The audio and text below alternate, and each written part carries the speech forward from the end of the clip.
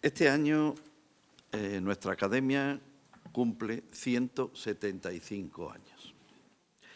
Con motivo de ello, pues, hemos programado una serie de actividades que se van a desarrollar a lo largo del año, a lo largo del curso académico y el siguiente, tomando la anualidad como unidad logística de actividades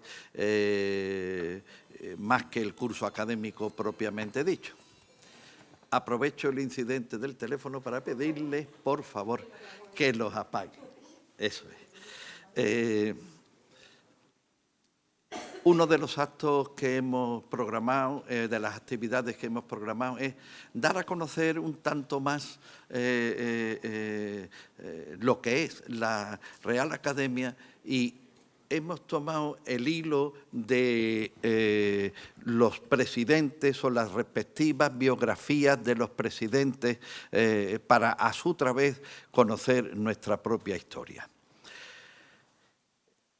Hoy tenemos además una ocasión absolutamente singular, y es que cuando una familia echa raíces en un lugar, pues están los personajes, los hijos de sus hijos, los hijos de los hijos de los hijos. Y hoy nos acompaña una nutrida representación de los descendientes de don José Freuiller Alcalá Galiano. Incluso más, nos acompaña hasta el actual marqués de La Paniega. Agradecemos muy vivamente a todos ustedes su presencia, a ellos especialmente, porque, en fin, así tendrán cosas que contar mañana a sus hijos para que se la cuenten a sus nietos. La primera conferencia pues es nuestro padre fundador y la dará la profesora Eva Ramos, pero antes la presentación del ciclo la va a hacer don Elías de Mateos. Y posteriormente la profesora Rosario Camacho, que también ha sido profesora de la conferenciante. Bueno, en realidad casi nadie de los que han pasado por esta tribuna han sido de alguna manera alumnos, dirigidos la tesis, ayudados a estudiarla, a hacerla, a prepararla, de Rosario Camacho. Rosario Camacho es absolutamente insustituible en la cultura de Málaga, y ella sabe que lo decimos de verdad. Entonces, tiene la palabra don Elías de Mateos para presentarnos el ciclo al que me he referido.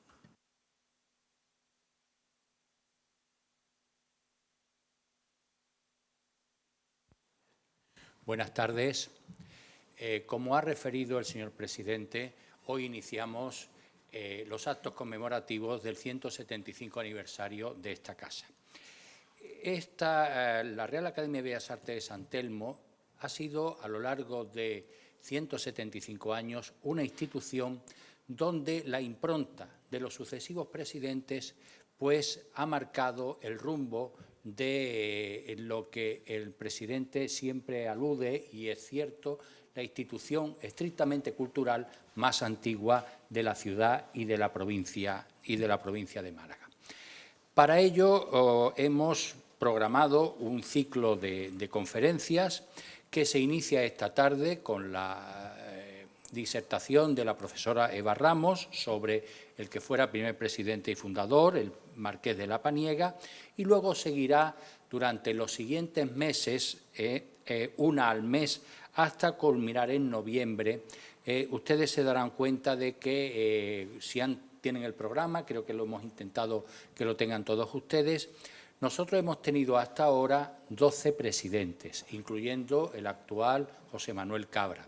Pero era necesario, digamos, esas personalidades encajarlas en un ciclo que fuese lo suficientemente ágil y que no se extendiera más allá de este año jubilar.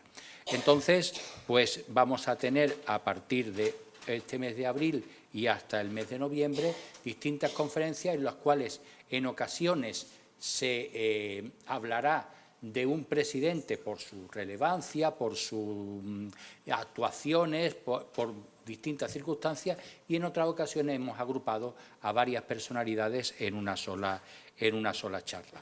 A mí me gustaría, un poco para terminar el ciclo, esta es una academia de Bellas Artes, pero es una academia que también engloba la historia, que es a mitad de camino entre ciencia y arte. La academia surge, y quiero contextualizar un poco, surge en un momento decisivo de la historia contemporánea española. Estamos hablando de 1849. Los años 40 y 50 del siglo XIX asisten en España a la creación, a la consolidación de una serie de instituciones que en su conjunto vienen a formar el Estado liberal, que solamente se transformará de manera profunda a partir de 1978, como ustedes saben, hasta convertirlo, ese Estado centralizado de tradición francesa, en el Estado actual, el Estado de las autonomías. Coetáneo de la fundación de la Academia fue la fundación de la Guardia Civil, el establecimiento, por ejemplo, de los gobernadores civiles, del antecesor directo del actual Banco de España, de la implementación en España del sistema métrico decimal. Hay una serie, repito, de elementos institucionales del Código Civil, del Código Penal, que nos permiten pues, ver que la Academia, de la primera Ley General de Educación, que la Academia forma parte de un todo creativo y legislativo que establece pues, el Estado español moderno, como hoy en día lo conocemos, naturalmente transformado en el Estado de las autonomías. Y decirles, por último, que invitarles también a que hemos tenido una doble homenaje a los presidentes. Primero, a través de este ciclo. Y segundo, el día 6 de mayo vamos a inaugurar en el Museo Rebello de Toro una exposición con los retratos de todos los presidentes que han sido de la Academia, porque esta Academia ha tenido el empeño como institución. Ustedes saben que en Málaga hay varias instituciones que tienen una galería de alcaldes, de presidentes de la Diputación, etcétera, de tener la imagen de todos y cada uno de los personajes que vamos a tratar en este ciclo. Yo solamente quiero reiterarle las gracias por su presencia y cederle la palabra a la profesora Rosario Camacho, que va a hacer la presentación de la conferencia. Muchas gracias.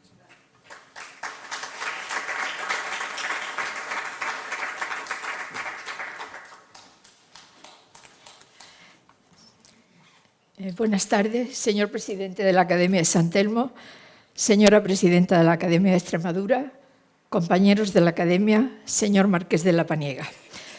Tengo que insistir una vez más en que queremos celebrar los 175 años de la fundación de nuestra Academia y por ello hemos querido dar prioridad a un ciclo para dar a conocer a los presidentes de la Academia, porque algunos son muy desconocidos. No es el caso del marqués de la Paniega, ya que Eva María Ramos publicó en 2008 una monografía sobre don José Freuler Alcalá Galiano, editada por la Universidad de Málaga y también con la colaboración de esta academia. Por eso pensamos que Eva Ramos es la persona indicada para hablarnos de este personaje que también conoce. Y para mí es una satisfacción. Gracias. Y para mí es una satisfacción y un honor presentar a Eva Ramos, colega, profesora titular del Departamento de Historia del Arte de la Universidad de Málaga, pero antes, como ha dicho nuestro presidente, fue alumna mía, es y fue amiga y seguimos manteniendo una relación muy cordial. Eva María Ramos Frendo es licenciada en Geografía e Historia en la especialidad de Historia del Arte por la Universidad de Málaga, donde obtuvo el Premio Extraordinario de Licenciatura en 1999. Fue becaria de formación de personal investigador de la Junta de Andalucía y así se fue integrando en el departamento, iniciando su doctorado y se doctoró en 2002 con la tesis El coleccionismo en la Málaga decimonónica, que le dirigió Teresa Sauret, compañera de la Academia.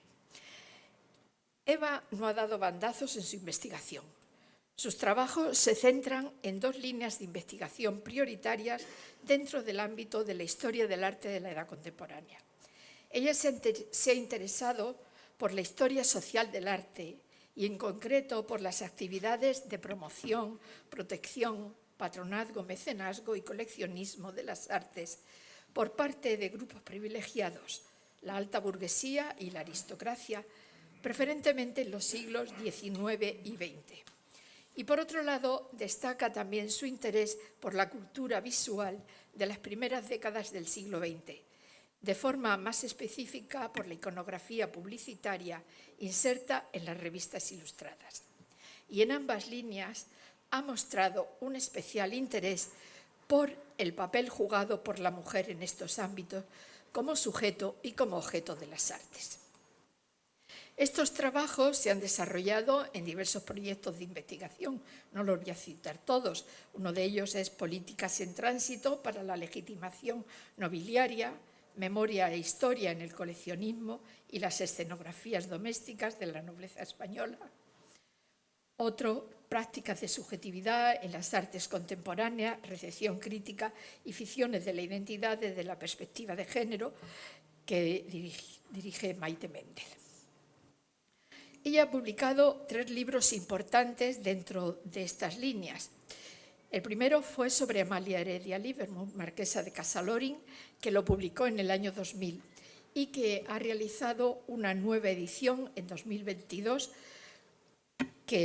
cuyo título ya de idea de esa ampliación, Amalia Heredia Livermore, marquesa de Casalorín, desmontando las teorías patriarcales decimonónicas. El otro libro, en orden cronológico, es el que la trae hoy aquí, el estudio sobre José Freuler Alcalá Galiano, hermanastro del escritor Juan Valera y gran impulsor del arte desde su puesto como presidente durante 50 años de esta Real Academia de Bellas Artes. El título es El Marqués de la Paniega, aristocracia, sociedad y mentalidad en la España del siglo XIX, que ya he citado anteriormente, coeditada por la Universidad y la Academia. Y en 2023 ha publicado en la editorial Tirán lo Blanc Mujeres gestoras de arte en el cruce de 2 siglos, Trinidad Scholz-Hermendós, duquesa de Parcent, 1857-1937, que es, antes que ello, había realizado diversas publicaciones previas y comunicaciones sobre algunos aspectos de esta figura extraordinaria.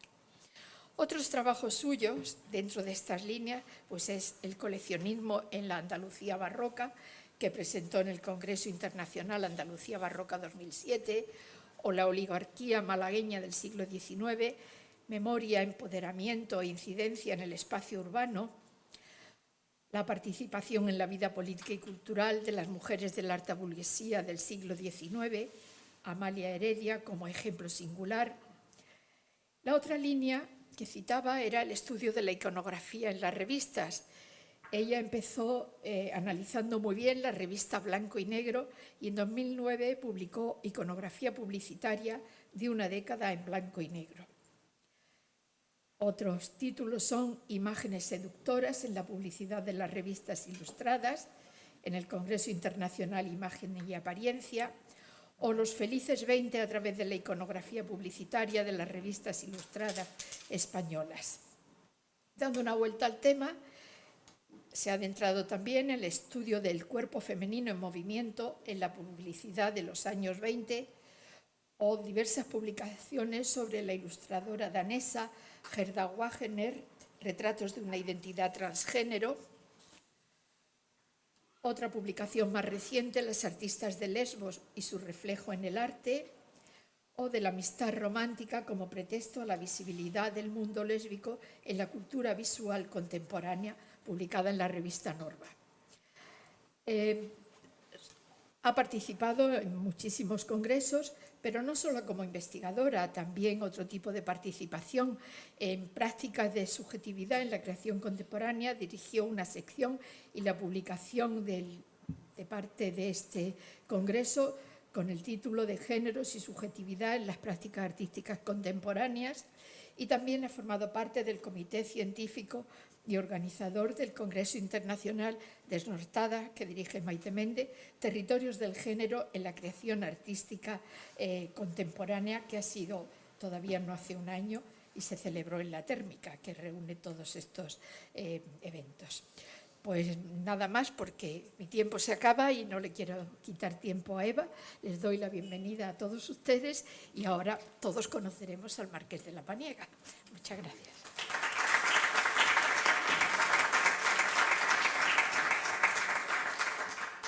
Muchas gracias. Perdón. Le damos la palabra a nuestra conferenciante y, con permiso de todos ustedes, me voy a poner allí porque no quiero coger una tortícolis. Controla a partir de aquí. Vale. Voy a apagar aquí para que no se... Bueno, buenas tardes. Espero no taparles mucho yo la pantalla.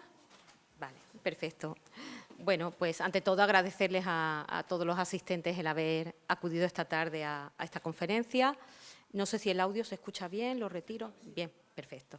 Bueno, quisiera comenzar mi intervención con toda una serie de agradecimientos. Bueno, primeramente a Elías de Mateo y al resto de académicos y académicas por haberme invitado a impartir esta conferencia. Y en especial quiero dar mi más sincero agradecimiento a Charo Camacho, Rosario Camacho, por su entrañable presentación y por todo lo que le debo a lo largo de mi trayectoria docente e investigadora. Del mismo modo, quería agradecer a la que ha sido durante muchos años mi compañera de despacho, que también es académica, Estrella Arcos, por su cariño y entusiasmo en todo lo que hago. Y a mi otra inseparable compañera, Belén Ruiz Garrido, sin la que mi día a día en la Universidad de Málaga sería lo mismo. Hasta el momento en que abordamos esta biografía, pues no existía ningún trabajo que hubiera profundizado en la figura del Marqués de la Paniega.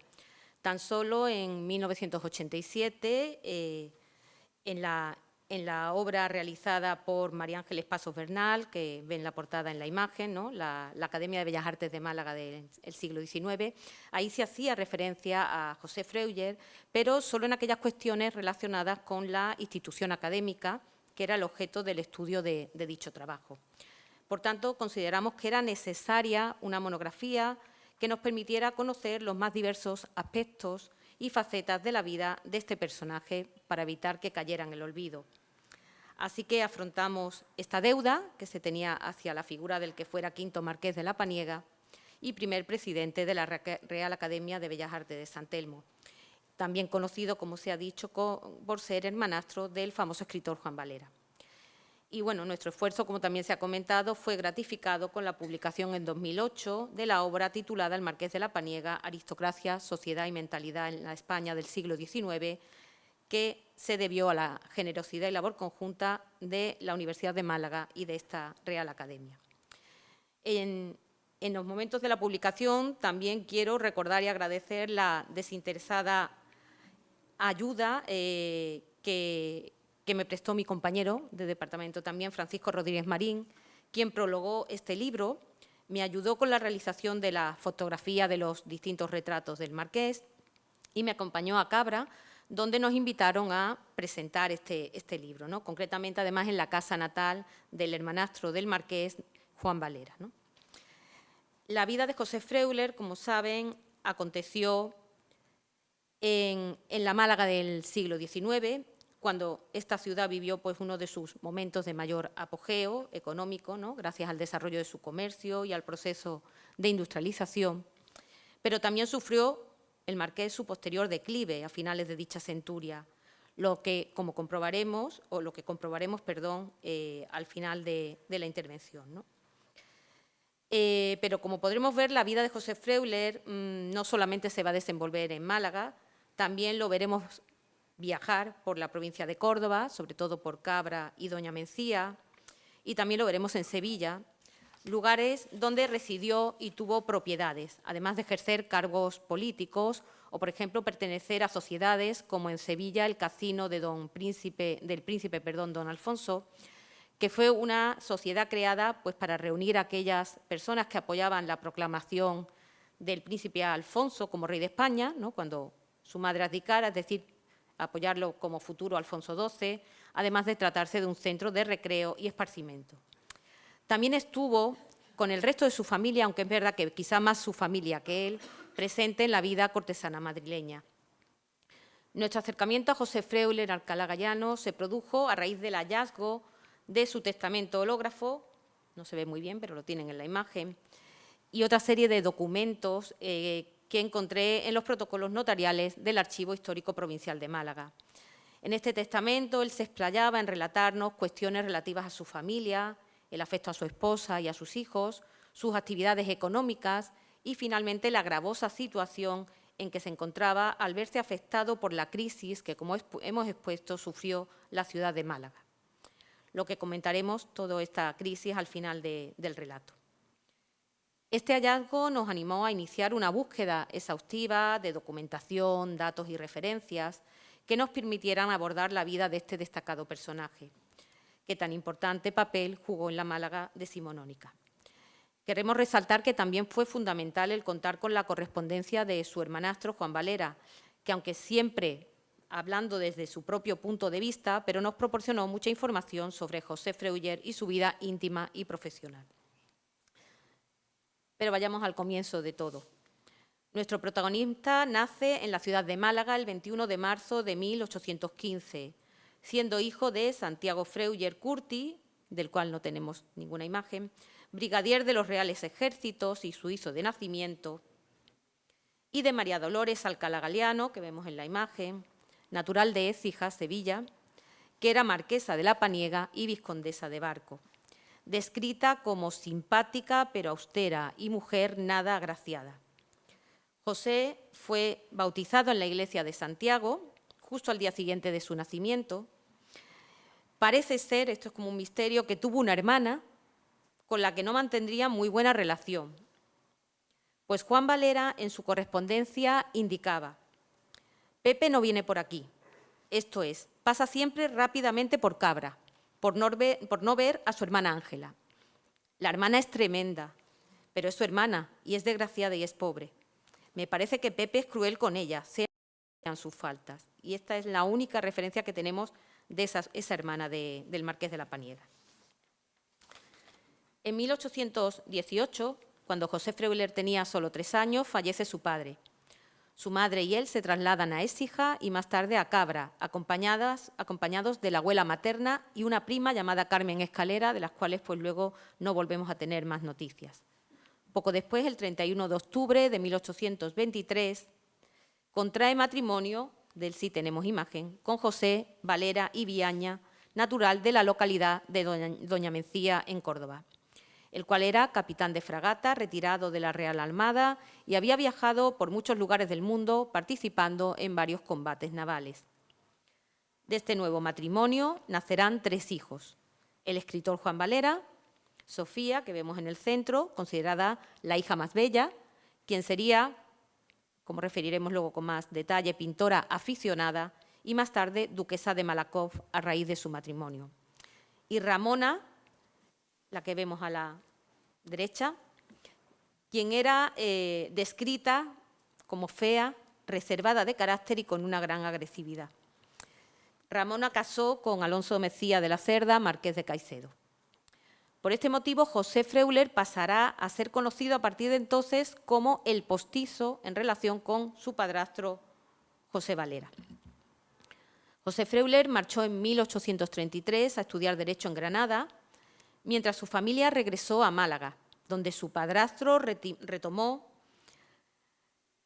la vida marinera y ostentó después el cargo de director del Colegio Náutico de San Telmo, hasta que finalmente se marchó de manera definitiva a Doña Mencía, donde permanecería retirado hasta su muerte. Parece ser que sobre todo en esta finca que ven aquí. Su muerte acontecerá, el 14 de abril de 1859. Por su parte, María Dolores Alcalá Galiano se dedicó a sus hijos más jóvenes, pasando sus días entre Granada, donde residía la hija menor, Ramona, ya casada, o junto a Sofía, en Madrid y París. Por eso dirán de ella, de María Dolores, que era una madre absorbente y autoritaria, mujer-hombre, puesto que, como hemos visto, el padre se retiró, que llevó en todo momento las responsabilidades básicas de la familia, la educación de sus hijos, la colocación matrimonial de sus hijas y el mantenimiento y elevación del rango social de su familia. José y su familia, ya digo más su familia que José, pasaron largas temporadas en la capital madrileña, donde se codearon con miembros de la realeza y aristocracia del momento, en especial con doña María Manuela Kirkpatrick, condesa de Montijo. De hecho, serían habituales de su palacete de Carabanchel. Muchos decían que la mano de la condesa estuvo detrás del matrimonio de Sofía, hermanastra de José, que aconteció el 12 de octubre de 1858, con el mariscal Pélissier y duque de Malakoff, título obtenido cuando este comandante del primer cuerpo de los ejércitos franceses tomó en la guerra de Crimea la torre de Malakoff, provocando la caída de Sebastopol. De hecho, la firma del contrato matrimonial se celebró en la residencia de la condesa de Montijo, que poseía en París. Fue una boda que aportó una gran fortuna y posición a Sofía, pero que no gustó a José Freuler, dada la gran diferencia de edad entre ambos contrayentes, contando, sin embargo, con el beneplácito de Juan Valera. Este enlace fue posiblemente la causa del abandono lo hemos investigado en otro artículo sobre Sofía, de la causa del abandono de la que parecía iba a ser, bueno, no sé si una prometedora carrera o por lo menos una gran afición a la pintura, ¿no? Conforme se casa, la deja de pintar. De esta efímera carrera artística de Sofía se cuenta pues, con algunas obras o imágenes de ellas halladas en la prensa. Así un retrato de su hermano Juan Valera, que es el que vemos a la izquierda, que todo parece indicar que sería una copia más o menos libre del retrato de 3/4, conocido como retrato joven de Juan Valera, y que se encuentra en la capellanía de los Valera en Doña Mencía. Por otra parte, y estas son obras que nos han ido luego ya llegando después de publicar nuestro artículo sobre Sofía, una Virgen con niño y pajarito que presenta la firma de Sofía Valera y un exeomo con firma de Sofía en su parte posterior, que se puede apreciar claramente que se trata de una copia de la obra de Murillo existente en el Museo Heckscher, ubicado en Nueva York. José, bueno, esta última, como curiosidad, pues nos la remitió por correo un perito judicial en antigüedades de Cabra, pues que requería el artículo de Sofía y que tenía esta obra. José, tras haber acabado sus estudios, se estableció en Málaga, donde ejerció la abogacía. Sería por esos años cuando comenzaría, suponemos, su relación con Carmen Sánchez de Quirós, natural de Cádiz, pero afincada con su familia en Málaga, concretamente en la Alameda principal, siendo parte, igual que José Freuler, de la denominada alta burguesía malagueña. El 13 de febrero de 1841 se produjo el enlace matrimonial, que tuvo lugar en la parroquia de San Juan de Málaga, y tienen el acta matrimonial, aunque se vea poco. En estos momentos él tenía 25 años, mientras ella tenía 20. A lo largo de sus vidas residieron en la Alameda principal de Málaga, concretamente en el número 42 de la Alameda principal. Es decir, volvemos a este lugar de prestigio de la ciudad, donde se van a codear pues, con las familias también y apellidos más destacados de la oligarquía malagueña. De hecho, dicho domicilio del número 42 figura como el lugar de las primeras reuniones de los miembros de la Academia de Bellas Artes de San Telmo, cuando todavía no se llamaba San Telmo. No obstante, la documentación también nos ha permitido encontrar otros inmuebles en los cuales también residieron de la Alameda. Por ejemplo, aparecen en los padrones alusiones o en los testamentos alusiones al 36, al 40 y al 44. Y además tuvieron parte de una casa de recreo en Churriana, no esta, ahora la vemos, legada por la madre de Carmen Sánchez de Quirós, Ana Hinojosa, a sus hijos, ¿no? Esta imagen simplemente vemos en el retiro de Churriana, cerca de donde estaría esa villa, vemos a José Freuler, a su hijo Santiago, que sería el que aparece aquí atrás, y Domingo de Orueta. Y Rivero dice que puede ser que esta otra fotografía pueda ser esa villa de recreo en Churriana que Ana Hinojosa legara a sus hijos, ¿no? Pocos años después del matrimonio, José ostentó un cargo relevante en la ciudad de Málaga. Alcalde desde, no se ve bien ahí, pero es donde vienen estos datos y demás, alcalde desde el 1 de enero de 1846 al 14 de agosto de 1847, aproximadamente pues un año y medio así.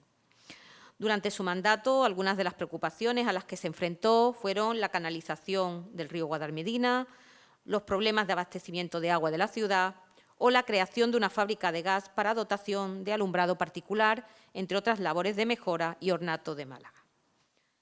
José formó parte del ilustre, bueno, aquí la imagen, luego volveremos sobre ella, que lo muestra como alcalde, pero también formó parte del ilustre Colegio de Abogados de Málaga, llegando a ser el decano entre 1852 y 1854, además de juez de paz del distrito de la Alameda en 1857.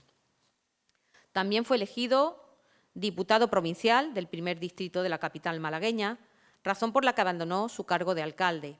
Posteriormente se convirtió en diputado a Cortes en 1864. En 1884 fue nombrado senador, tomando asiento el 24 de marzo del 85 y sería un cargo que ostentó hasta 1892. Los hermanos José Freuler y Juan Valera pasaron muchos años de rivalidad política con Jorge Loring, precisamente el esposo de otra de las damas a las que nos hemos acercado en nuestras investigaciones, con quien chocaban en las aspiraciones de Juan Valera a ser diputado provincial en Málaga. De hecho, Juan Valera se refiere a él como el tonto de Loring. E incluso parece que también salpicó a su esposa, pues en una de sus cartas Juan Valera expresaba: si así hubiera acontecido y no hubieran faltado al pacto ni contra la señora Loring, ni contra el marqués, ni contra nadie, se hubieran dicho insultos estúpidos.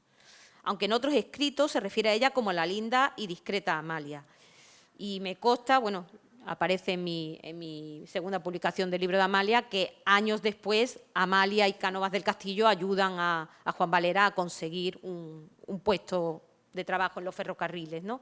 Con lo cual, pues bueno, esas tiranteces de estas épocas, pues luego parece que se van limando y vuelven a estar en buena sintonía, ¿no?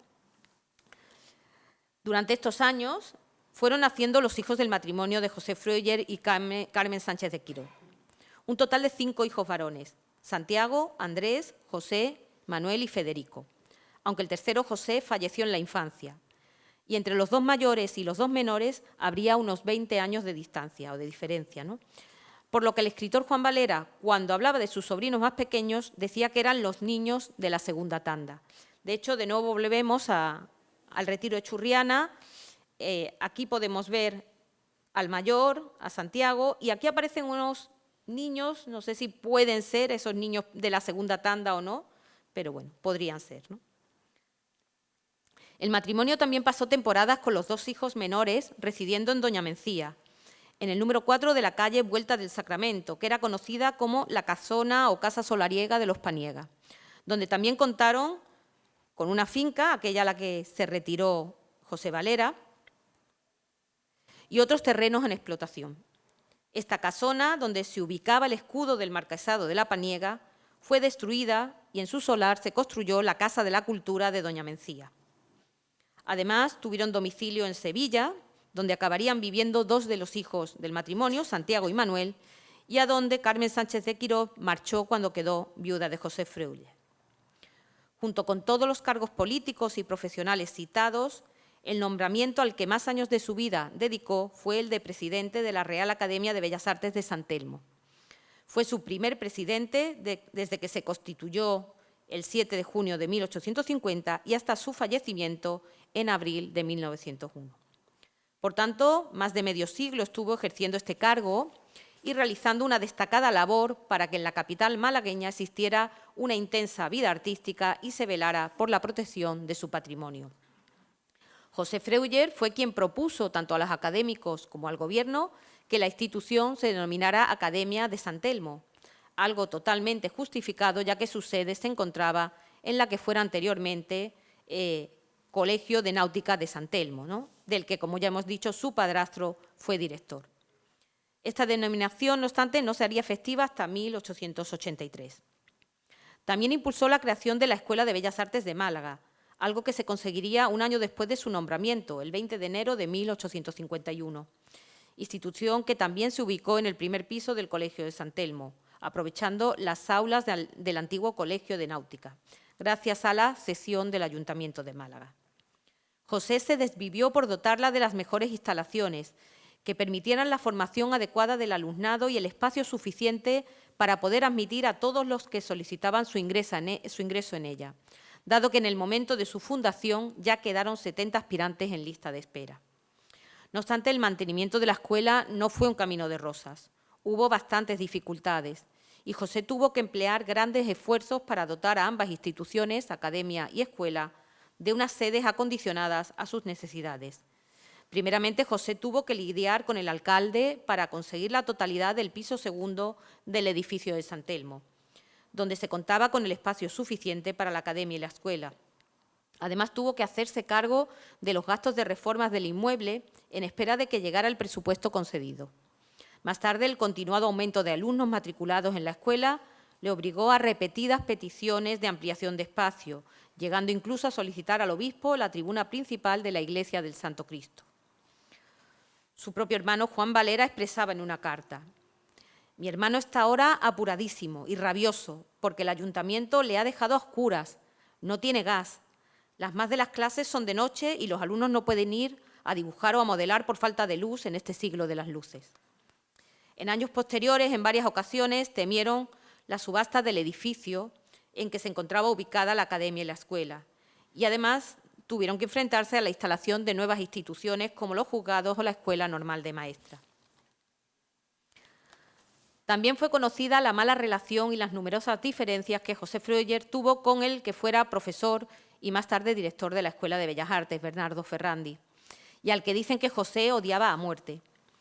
No obstante, esta animadversión no impidió que lo apoyara en su candidatura como director en julio de 1871, por considerar que contaba con mayor formación que los otros candidatos. Pero más tarde, tras un altercado acontecido en la Plaza de la Merced entre Ferrandi y el arquitecto Juan Nepomuceno Ávila, José Freuler tomó partido por este último y Ferrandi acabó condenado a la cárcel y destituido como profesor y director de la academia. Tal fue su entrega a la academia y a la escuela que la misma prensa, ya casi al final de sus días, lo describían al marqués como el alma y vida de la academia provincial. También su hermano Juan Valera, en una de sus epístolas dirigida a Marcelino Menéndez Pelayo, exponía que la bien ordenada y floreciente Escuela de Bellas Artes y de Artes y Oficios casi puede decirse que creó, sostiene y mejora a mi hermano como presidente de la academia.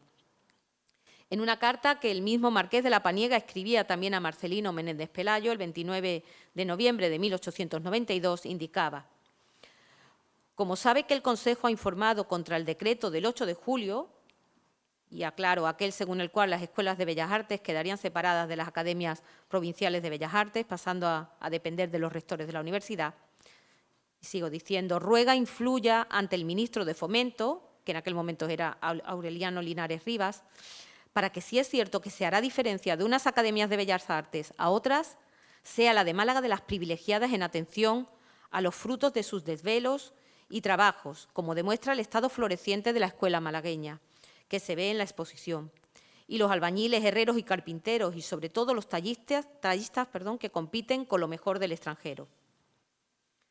Igualmente, José animó a la creación del Museo de la Academia, cuyas obras servirían de modelo o instrumento de trabajo para el alumnado, de la escuela, participando incluso su hermano Juan Valera en algunas de las más importantes adquisiciones realizadas, como los grabados de Cartografía Nacional. También su preocupación por la provincia de Córdoba se aprecia al formar parte de la Comisión Provincial de Monumentos de esa localidad, al igual que también lo fue de la de Málaga. Gracias a su impulso para la creación de la Escuela de Bellas Artes de Málaga, se formaron y triunfaron en sus carreras muchos de los artistas más destacados del siglo XIX malagueño, los cuales, además de ser premiados en exposiciones nacionales y disfrutar de becas en el extranjero, como el caso de José Moreno Carbonero, se convirtieron en los proveedores de obras para los hogares de la alta burguesía malagueña y del resto de las élites españolas. En algunas ocasiones, la relación del marqués fue bastante cercana con algunos de estos artistas, protegiendo a los que tenían escasez de recursos, como sucedió con José María Bracho Murillo, para el que consiguió trabajo como ayudante en la clase de señoritas, o al que la misma academia adquiriría, gracias a la mediación de su presidente, obras para ayudarlo, como aconteció en 1876, cuando le compraron 4 cuadros con floreros, para que sirvieran estos cuadros de modelo al alumnado que se especializara en ese género. También estuvo unido a otro artista destacado, el que ya hemos citado, Moreno Carbonero, quien fue, según Juan Valera, ahijado de José Freuler, y al que eligió Moreno Carbonero eligió a José Freuler para que fuera testigo en su boda con María Rosario Castel Supervielle, siendo también testigos el exministro Eduardo Palanca y el pintor Muñoz de Grey. Ya con anterioridad, Moreno Carbonero había acompañado a José Freuler a Sevilla en 1875 y el marqués le financió su estancia para que estudiara en el Museo de Bellas Artes. De nuevo, curiosamente, pues cuando Moreno Carbonero se va a Madrid, va a tener una relación muy íntima, me refiero a que fue un colaborador habitual de otra dama malagueña que hemos investigado, Trinidad Soler Mendor, duquesa de Parcén. Juan Valera, en carta dirigida al escritor y periodista sevillano Manuel Cañete, les ponía: «Querido Manuel, perdona que te moleste recomendándote con mucho empeño al portador de esta carta, don José Moreno Carbonero, joven pintor malagueño que va pensionado a Roma por la Diputación de su provincia. Antes de ir a Roma, quiere y debe hacer el retrato de Su Majestad el Rey para dicha Diputación. Para esto necesita un uniforme de capitán general, que según dicen tiene el Rey destinado para que sirva de modelo a quienes le retratan». No hemos encontrado el retrato de Moreno Carbonero, pero bueno, a modo de ejemplo, estos que ven de Raimundo y Federico de Madrazo. Tanto a fin de que por medio de tu gran amistad con Morphy logres que le presten dicho uniforme, como para cualquier otro empeño en que puedas valer a Moreno Carbonero, te lo recomiendo lo más encarecidamente que puedo, pues a más de apreciar yo al joven, deseo complacer a mi hermano, cuyo ahijado es él, y en cuya casa puedo decir que se ha criado. El mismo José Freuler también demostró interés por el arte al ejercer como pintor aficionado, actividad que también desempeñó su esposa, su hermanastra Sofía Valera, como ya hemos mostrado, y otros miembros de la familia, como su cuñada política Rafaela Rous, de la que se conservan obras expuestas en la capilla de Santa Bárbara de la Catedral de Málaga. De la práctica artística de José Freuler tenemos conocimiento de escasas obras. En la Catedral de Cádiz, ¿no?, donde aquí nos indica que es Marqués de la Paniega aficionado, como uno de los que dejaron obras en dicha catedral. En la Catedral de Cádiz, como les digo, se conservan 2 tondos. En 1843 y luego más tarde en otra guía de 1930 indicaban que una cabeza colosal de San Antonio Abad se encontraba en el cuerpo alto del altar. Es lo que indica este texto. Y otra de San Andrés en la capilla de San Pablo. Hoy en día en el altar mayor ya no está ninguna de esas obras, ¿no? Se exponía que fueron pintadas y regaladas al señor obispo Domingo de Silos Moreno por José Freuler Alcalá Galeano, marqués de la Paniega y vizconde del Barco, que era aficionado a la pintura. En la actualidad, el tondo de San Antonio Abad se encuentra en la capilla de San Pablo, que pueden ver en la imagen de la derecha, y en otra capilla idéntica a esta, la capilla de San Pedro, se encuentra la obra que antes llamaban San Andrés, la cabeza que antes llamaban San Andrés y que hoy día identifican como San Francisco de Paula. Posiblemente sea el origen gaditano de su esposa, pienso, el que lo llevaran a estar también unido a esta ciudad de Cádiz y a regalar estas obras, ¿no? Además, tenemos conocimiento de un óleo de Nuestra Señora de los Dolores que poseía su cuñada Mercedes Sánchez de Quirós, la cual indicó en su testamento que había sido pintado por su cuñado. Igual sucede con una copia de Murillo de la Virgen con el Niño, que según Magdalena Pollo, en 1995, se encontraba entre las obras de arte del Cortijo de San Luis de Málaga, propiedad de Ana Freuler, nieta del marqués, la cual recibió la obra de mano de Baltasar Peña, es esta obra que ven aquí, que le indicó que había sido pintada por el primer presidente de la Real Academia de San Telmo, o sea, su abuelo. Hemos buscado, bueno, una posible obra de Murillo que de alguna manera pues, pueda haber servido de inspiración a esta que realizó José Freuler. Igualmente, su esposa Carmen Sánchez de Quirós, como hemos dicho, se dedicó a la pintura, pero no tenemos ninguna obra de ella. Fue socia del Liceo de Málaga, participando en diversas exposiciones con copias, la mayoría de las veces, de obras de otros autores, ¿no? Lo que era pues, lo habitual entre las mujeres aficionadas a la pintura en esa época. La actividad pictórica de ambos, de Carmen y de José, debió ser bastante conocida, dado que en carta remitida por Juan Valera a su hermano en agosto de 1856 le indicaba que había conocido al duque de Rivas en la finca de Carabanchel, de la condesa de Montijo, y que éste le había elogiado lo bien que pintaban tanto él como su esposa Carmen. Además, como el resto de la burguesía y aristocracia, contó para ornato de sus residencias y para su propio disfrute con destacadas piezas artísticas, entre las que nos consta, por ejemplo, un crucificado de Alonso Cano. Igualmente, no podían faltar los retratos que los inmortalizaran. Así, el matrimonio fue retratado, como pueden ver, en 1858 por Federico de Madrazo, principal retratista de la España del Romanticismo, quien plasmó a toda la alta aristocracia y burguesía intelectual de la España de la época.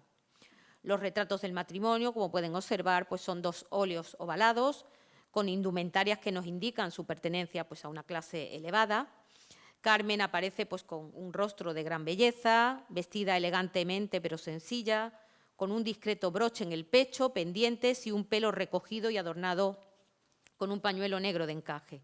José presenta chaqueta negra, camisa blanca y corbata pañuelo negra, tipo chalina, con un peinado muy cuidado, bigote y perilla, y además, pues, para aumentar la distinción y prestigio, lleva algunas condecoraciones, ¿no? Por ejemplo, la Gran Cruz de Isabel la Católica, la banda blanca y dorada, que se puede ver sobre la camisa, la de Caballero de San Juan, condecoraciones que, unidas al collar de la misma orden de Isabel la Católica y la llave de gentilhombre, donaría luego a su hijo mayor Santiago para que las conservara hasta que alguno de los 4 hermanos las obtuviera. Del mismo modo, contó con un retrato, pues, algo más de 3/4, de la mano de Antonio Muñoz de Grein, donde José Freuler fue mostrado con traje de gala de corte militar, con chaqueta roja y pantalón oscuro, acompañado de sombrero que porta en la mano derecha y espada en el lado izquierdo. Sobre la chaqueta, de nuevo, distintas condecoraciones, ¿no? El retratado apoya el brazo sobre un mueble de difícil identificación, quizá pueda ser una consola, sobre la que se deposita un escrito en el que se puede leer: Excelentísimo señor Marqués de la Paniega, presidente fundador de la Academia de Bellas Artes de Málaga, ¿no? Por tanto, se quiere remarcar ese cargo que en esos momentos pues, llevaría ostentando aproximadamente unos 20 años, ¿no? Y se trata de uno de los cuadros o una de las obras que pasa a disposición más tarde de la Academia, ¿no? Formando parte de la galería de retratos de sus presidentes. También fue esculpido por Rafael Gutiérrez de León, que lo presenta con una indumentaria similar a la del retrato de Muñoz de Grein. Se trata de un busto de bronce de 1888 y que también fue entregado a la Academia. Recientemente hemos encontrado también referencias en la prensa a que en el año 1887 se le hizo otro retrato al marqués, de cual no tenemos conocimiento. Mi compañero José Hinojosa me ha dicho que lo mismo está en la Escuela de Bellas Artes, luego ya lo veremos. Pero tenemos en prensa referencias a que en 1887 Martínez de la Vega le retrata, y ese retrato fue regalado al Marqués de la Paniega por los profesores de la Escuela de Bellas Artes. Pero ya os digo que solamente a día de hoy yo tengo referencias y no sé exactamente qué retrato es. Además, se cuenta con otros 2 retratos de José Freuler, uno conservado, que ya veíamos antes, en el Colegio de Abogados de Málaga, donde aparece sedente y con la toga de su profesión y de nuevo con decoraciones. No sabemos su autoría, pero sí se indica en el marco que fue un regalo de Bernabé Dávila Bertololi, también abogado, además de destacado político español y ministro de Gobernación durante el reinado de Alfonso XIII. Y del mismo modo, también en el marco aparecen indicados pues, que fue decano en 1852, 53 y 54, como hemos comentado anteriormente. Además, el Ayuntamiento de Málaga, como veíamos antes, posee este retrato que forma parte de la Galería de Alcaldes de la ciudad, con traje de chaqueta, pajarita, bastón de alcalde y un semblante serio, y que en este caso es una obra del onubense Rafael González Sáenz, quien realizó, según especifica en el mismo óleo, una copia libre en el año 1950. Por otra parte, José Freuler también tuvo otra afición que en el momento de nuestra publicación desconocíamos totalmente y que hacia el año 2013 nos fue comunicada por la profesora del Conservatorio Superior de Música de Málaga, Laura Lara. Se trató del hallazgo de un par de piezas para canto y piano compuestas por José Freuler, encontradas en los fondos de la biblioteca de dicha institución. Se titulaban Canción de la despedida y Adiós mansión dichosa. Esta última dedicada a su cuñada Rafaela Rose y ambas con portadas ilustradas, que son las que les muestro en la imagen. La relación entre José Freuler y Juan Valera pues, tuvo numerosos altibajos. Aunque, como hemos indicado, José se desvivió por ayudar a su hermano Juan a abrirse camino en la vida política, también tuvieron otros momentos tensos. Primero por la afición de Juan Valera en su juventud a dilapidar la fortuna familiar y años después con motivo de las posesiones quedadas tras la muerte de José Valera. De este modo, tras fallecer el padrastro de José Freuler, Juan Valera indicaba refiriéndose a las propiedades que tenían en Doña Mencía. Mi hermano, que tiene algunas letras gordas y dice que sabe de leyes, ha venido a persuadir a mi madre de que mi padre no tenía nada cuando se casó con ella y de que todo cuanto hay en casa es suyo. Y seguiría exponiendo. Mi hermano tiene hasta el inventario de los libros que hay en esa. Suponemos que es la casona de Doña Mencía. No será por su afición a la literatura por la que tiene dicho inventario. Figúrese usted si de lo demás habrá tomado apuntes cuando de los libros le tiene. Mi madre me quiere mucho, pero está obcecada con Pepe y no sé a dónde la llevará la obcecación. Tentaciones me dan a veces de no ir a Doña Mencía y dejar que Pepe haga lo que quiera con tal de que me deje tranquilo. No obstante, faltaría tener, como digo, la versión de José Freuler para saber si realmente todos estos actos iban encaminados a proteger la fortuna paterna y evitar que Juan la dilapidara, ¿no? Juan Valera, porque, como digo, no se privaba de nada y gastaba por encima de sus posibilidades. Pero Juan Valera siempre echará en cara a su madre que José Freuler era su favorito. Las relaciones aún se recrudecerán más cuando, tras la muerte de la hermana menor, Ramona, que aconteció en 1869, en junio de 1869, poco después, también en junio, fallezca María Dolores Alcalá Galiano, pero en el año 1872.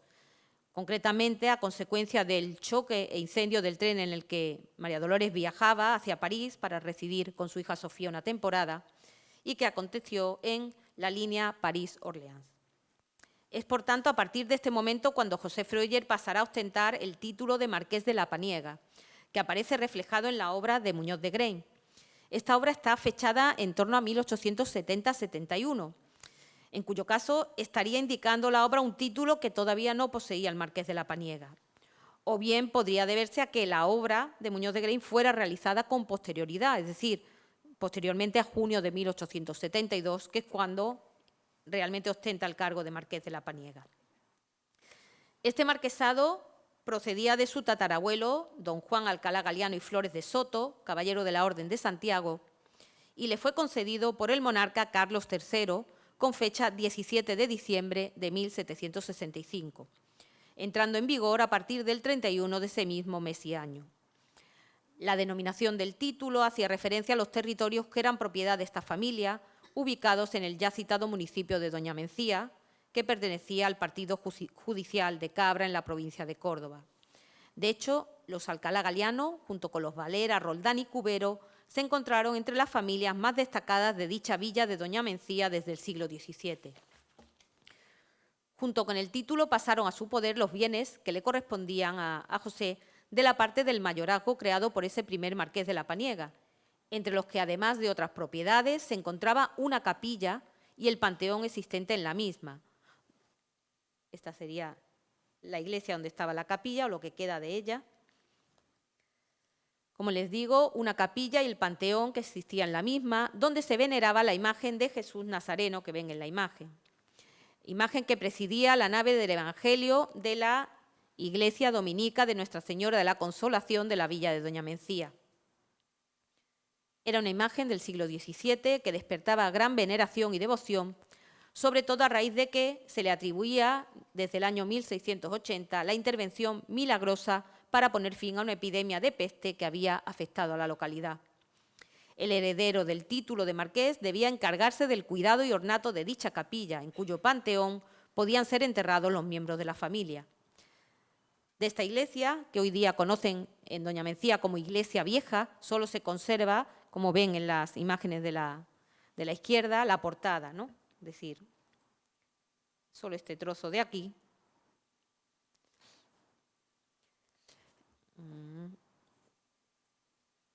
Tras haber sufrido la iglesia pues, un incendio en 1932. Asimismo, José obtuvo de su madre toda una serie de inmuebles y fincas rústicas en Carmona, Baena, Lucena, Doña Mencía y Cabra. Curiosamente, entre los inmuebles de Cabra estaría esta casa que ven, la número 3 de calle San Martín, actual avenida José Solís de de Cabra, en la que había nacido su hermano Juan Valera. Se trataba de una construcción de finales del siglo XVIII que José Freuler encargó restaurar en 1897, del mismo modo que la capilla que hemos aludido de Jesús Nazareno.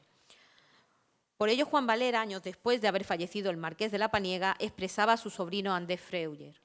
Dice, a veces forjo sobre estos planes más o menos vagos y me fijo que me voy a vivir en la misma casa en que nací en la calle de San Martín, casa que os pertenece. ¿Cuánto cobráis al año por el arrendamiento de vuestra casa de la calle de San Martín?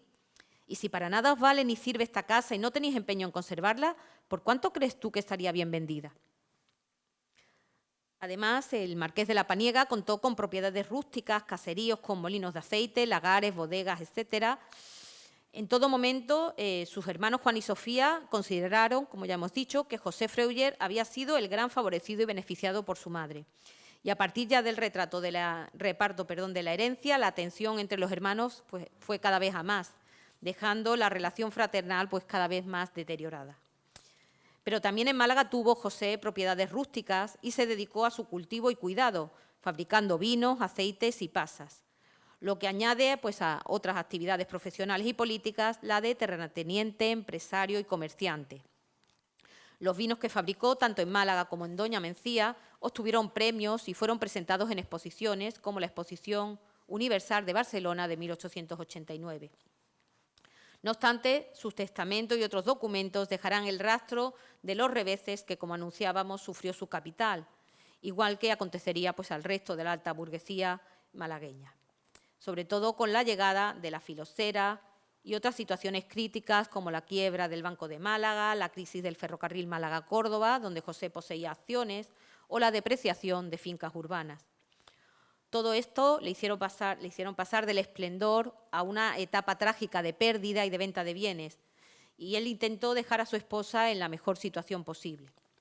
Así, en su testamento, otorgado el 20 de febrero de 1892, 9 años antes de fallecer, pues indicaba: como no quiero que mi muy amada esposa, doña Carmen Sánchez de Quiró Hinojosa, pueda tener quizá que depender de sus hijos por haber ella sido generosa, comprometiendo sus bienes para salvar las necesidades de la sociedad conyugal, aumentados en extremo por las muchas pérdidas que hemos sufrido, especialmente con ocasión de la filosera, por desgracia en los momentos en que empezaba a tocar los resultados de los cuantiosos gastos hechos para las plantaciones, quiebra del antiguo Banco de Málaga, acciones del ferrocarril de Málaga-Córdoba y depreciación de las fincas urbanas. Y sigue diciendo, no me acusa la conciencia de haber dilapidado la menor cantidad. Mi adorada Carmen ha sido un dechado de arreglo y modestia, pero hemos tenido pérdidas que no estaban en nuestra mano.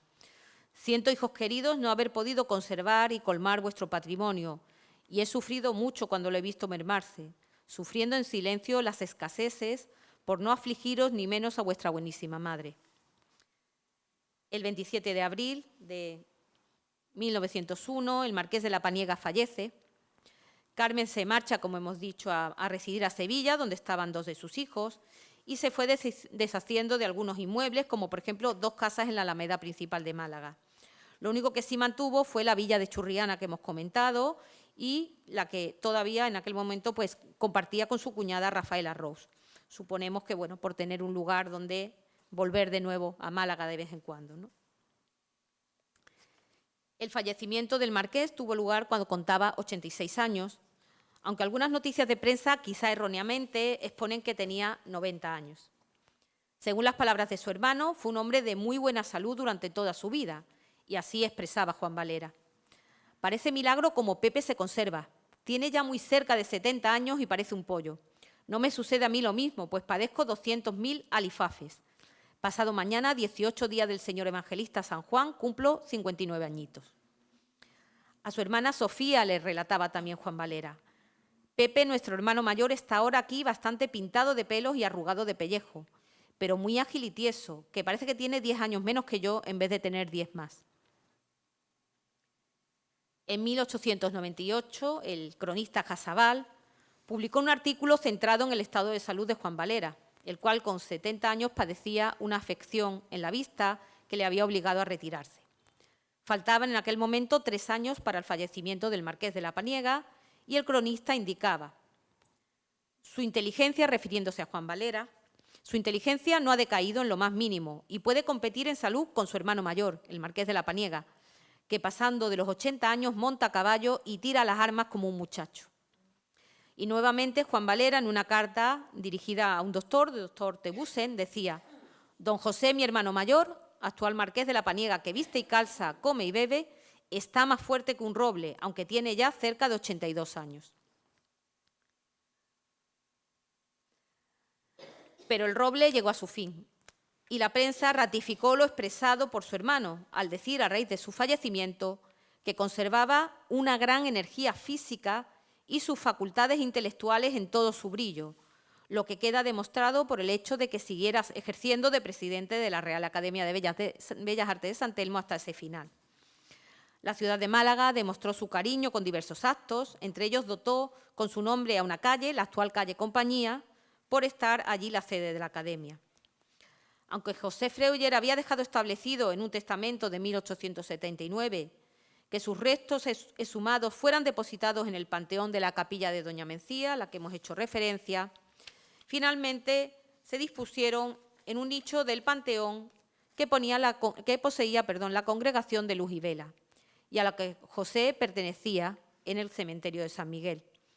Su esposa Carmen también solicitó acompañar a su esposo en dicho nicho una vez falleciera, pero requería que tras los 5 años estipulados por la ley, sus restos y los de su esposo fueran depositados en el panteón de la Capilla de las Reliquias de la Santa Iglesia Catedral de Málaga, donde se encontraban sus padres, los de Carmen, y su hermano. Se refiere a la capilla de Nuestra Señora del Pilar, lugar donde en el siglo XIX, concretamente en 1820, se trasladaron todas las reliquias que custodiaba la catedral. Desde 1861, la familia Rose se encargó del cuidado, culto y ornamentación de la capilla, y tanto ellos como los Sánchez de Quirós fueron allí enterrados. Contamos con la solicitud de Andrés Freuler, hijo del marqués, en agosto de 1907, para que los restos de su padre fueran trasladados a dicha capilla, al igual que los de su hermano Santiago, que falleció un par de años después de su padre. Y también tenemos la respuesta afirmativa por parte del Cabildo, mas no nos consta más información al respecto para saber si finalmente se trasladaron los restos del presidente a esta capilla, ¿no? Estén sus restos donde estén, lo que es fundamental es que su vida y su incansable labor en favor de la ciudad de Málaga sigan estando presentes y sean recordados, como hoy estamos haciendo, a fin de seguir teniendo en nuestra memoria a personajes como él, que fueron claves en nuestra historia. Muchas gracias.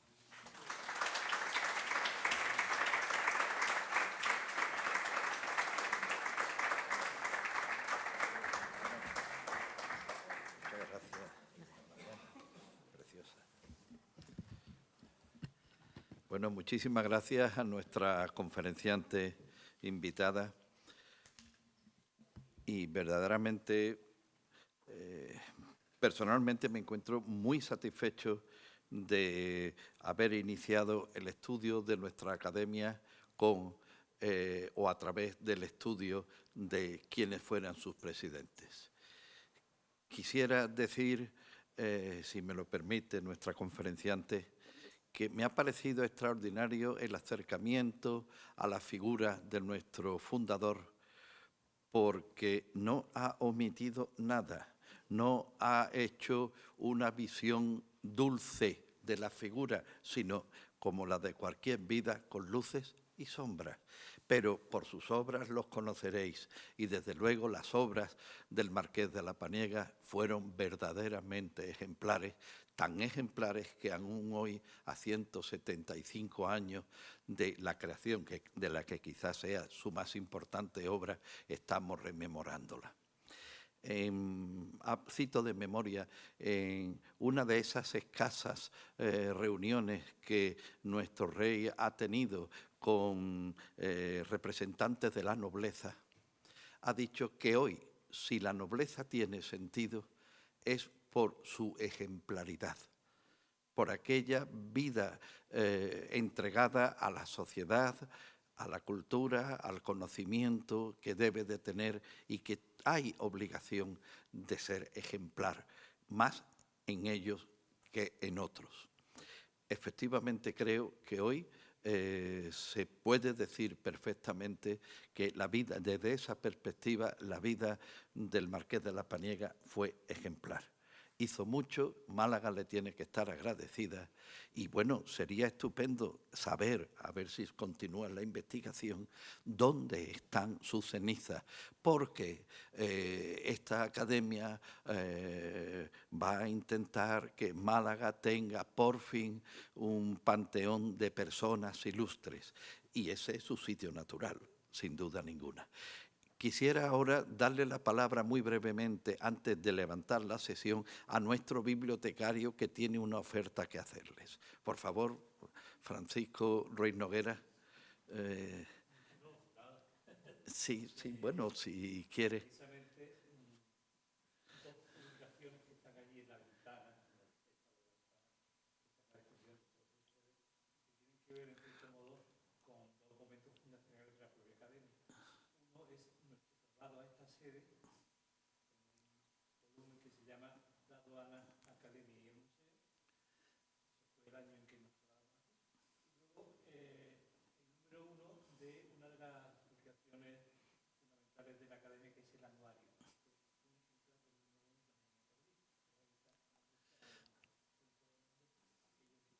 Así, muy bien, porque quiero decirles que la Academia hace libros, publica, edita obras, pero no vende obras.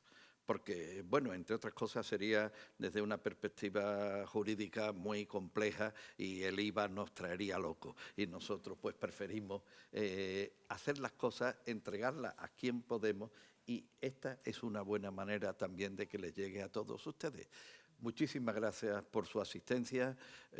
Continuamos con nuestra, en fin, ciclo de conferencias. Lo tienen, aparte de en este programa que a muchos se les ha entregado, en la página web donde aparecen las referencias de todos los actos que hacemos. Esta misma conferencia, dentro de 3 o 4 días, estará colgada en la web y está a disposición de todos ustedes y del mundo mundial. Claro, esto es Internet. Bueno, pues muchísimas gracias otra vez y se levanta la sesión.